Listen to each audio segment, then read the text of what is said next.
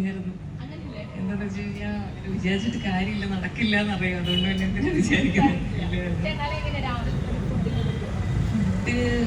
അത് ഞാൻ ഭയങ്കര സ്ട്രിക്റ്റ് ആയിട്ട് ഫോളോ ചെയ്തിരുന്ന ഒരു ടൈം ഉണ്ടായിരുന്നു.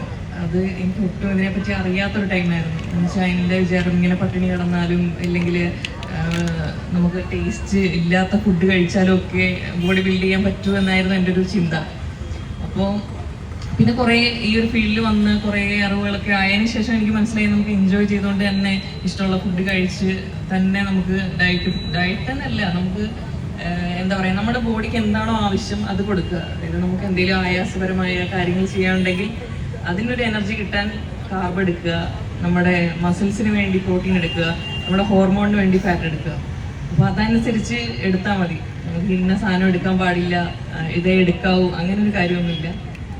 അത്രയേ ഉള്ളൂ. എനിക്ക് വലിയ ചിട്ടയിൽ ഭയങ്കര ഇതായിട്ടുള്ളൊരു ചിട്ടയോ കാര്യങ്ങളൊന്നുമില്ല. ഞാൻ അങ്ങനെ കോമ്പറ്റീഷന് ഇറങ്ങുന്നില്ല ഇപ്പോൾ.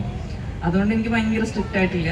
ഞാൻ നോർമലി എന്താ പറയുക, എൻ്റെ ബോഡി ആണെങ്കിലും എൻ്റെ കുറച്ചൊക്കെ സൗന്ദര്യം നോക്കുന്നുണ്ട്. അപ്പോൾ അതിനാവശ്യമായിട്ടുള്ളൊരു ഫാറ്റ് ലേഡീസിന് ആവശ്യമാണ്.